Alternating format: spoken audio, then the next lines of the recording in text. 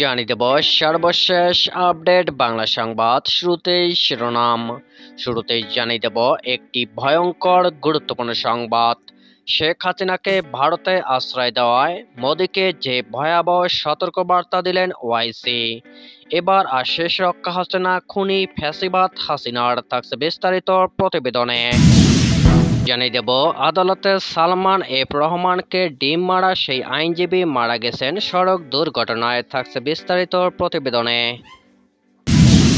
আর জানিয়ে দেব রিমান্ডে সাবেক আইনমন্ত্রী আনিসুল হক ভয়ঙ্কর তথ্য ফাঁস করলেন, ফেঁসে যাচ্ছে প্রধানমন্ত্রী সহ দুই মন্ত্রী, থাকছে বিস্তারিত প্রতিবেদনে। এবং সবশেষে জানিয়ে দেব মুক্তিযোদ্ধা কোটায় নিয়োগ পাওয়াদের তথ্য চেয়ে চিঠি। যারা ভুয়া সার্টিফিকেট দিয়ে ক্ষমতা দেখিয়ে কোটা সুবিধা নিয়ে চাকরি পেয়েছেন তাদের বের করে চাকরি বাতিল করা হবে, থাকছে বিস্তারিত প্রতিবেদনে। এতক্ষণ শিরোনাম শুনছিলেন, এবার বিস্তারিত। শেখ হাসিনাকে ভারতে আশ্রয় দেওয়ায় মোদিকে যে সতর্কবার্তা দিলেন ওয়াইসি। ছাত্র জনতার অভ্যুত্থানের মুখে পদত্যাগ করে বাংলাদেশ ছেড়ে ভারতে গিয়ে অবস্থান করছেন সাবেক প্রধানমন্ত্রী শেখ হাসিনা।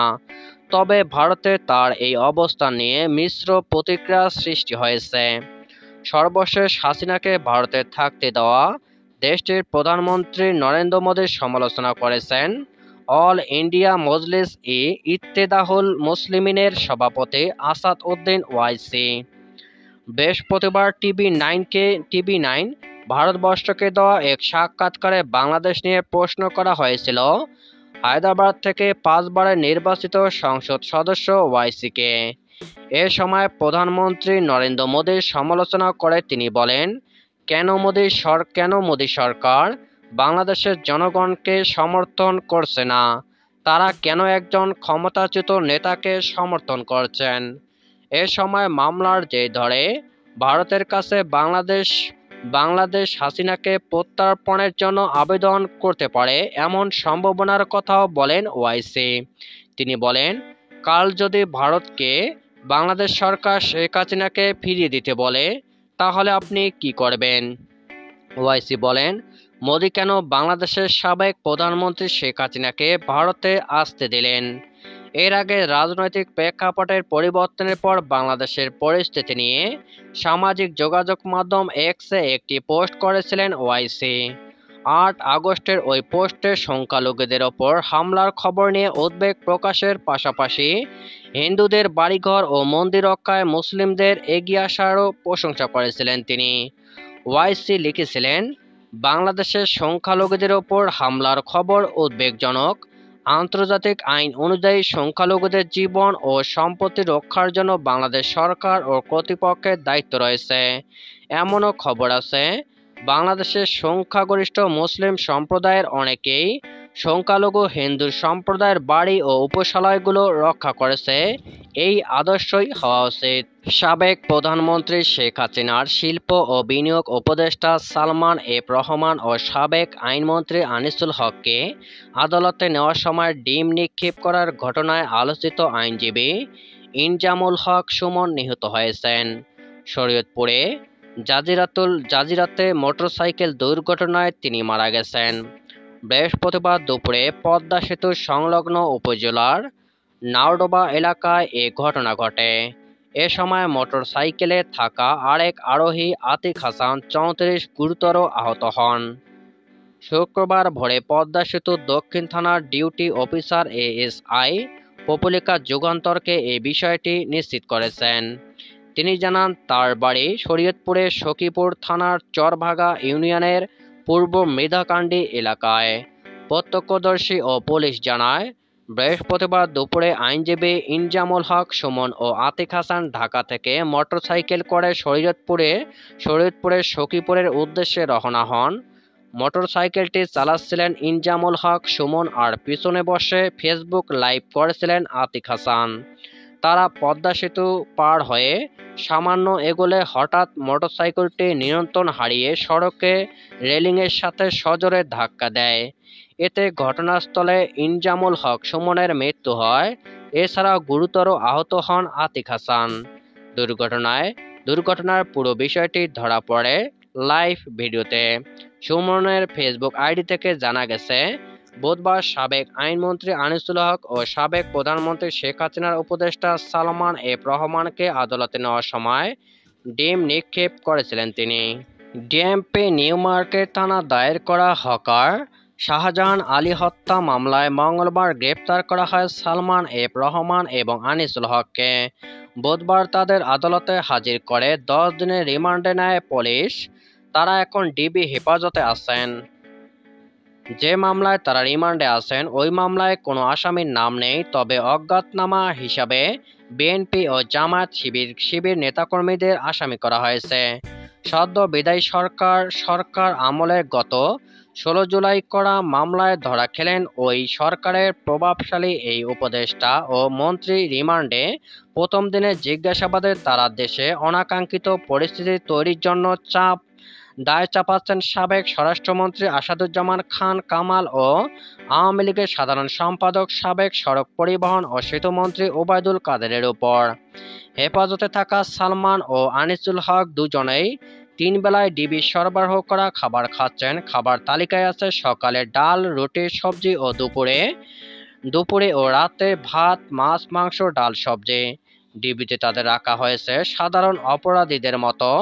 এক্ষেত্রে তারা কোনো বিশেষ সুযোগ সুবিধা পাচ্ছেন না। তাদের চাহিদা অনুযায়ী ঔষধ, কাপড় চোপড় বাইরে থেকে দেওয়া হয়েছে।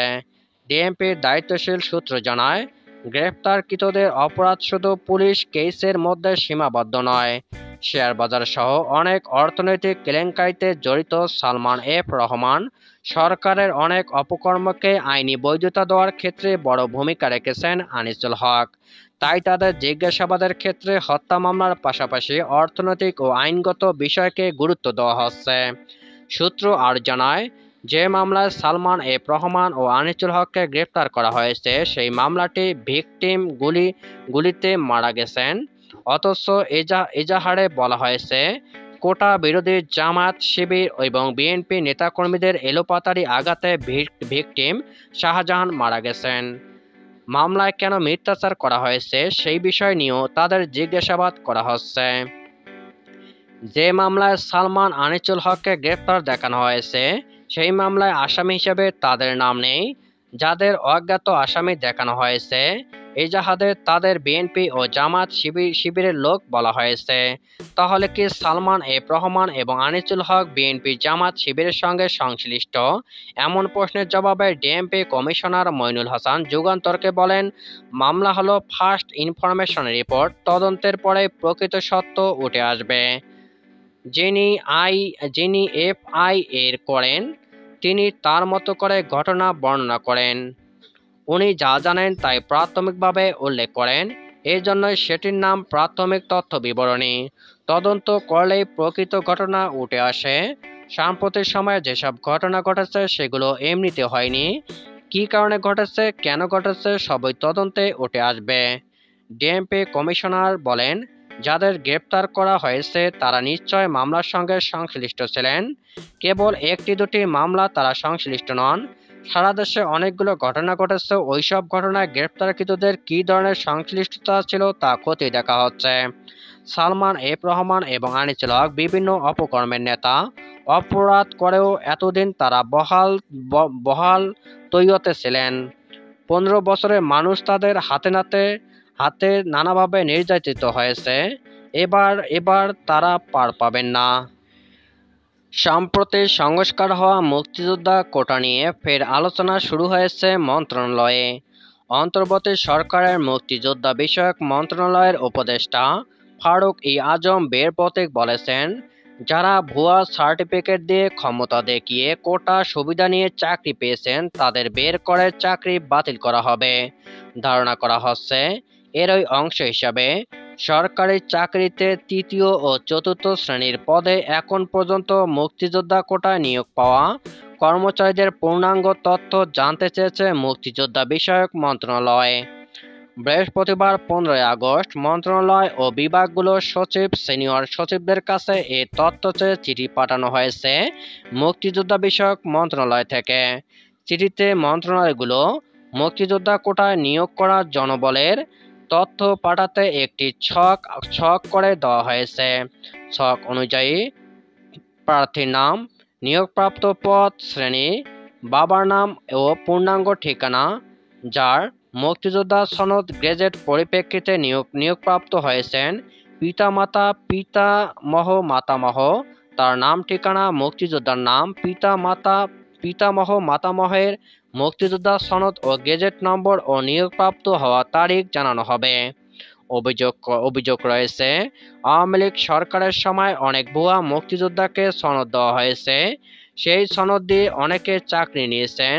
অন্তর্বর্তী সরকার এই বিষয়টি খতিয়ে দেখার পদক্ষেপ নিয়েছেন। এর আগে মুক্তিযুদ্ধ বিষয়ক মন্ত্রণালয়ের উপদেষ্টা ফারুক-ই আজম বীর প্রতীক বলেছেন, সব ভুয়া মুক্তিযোদ্ধাদের তালিকা করা হবে।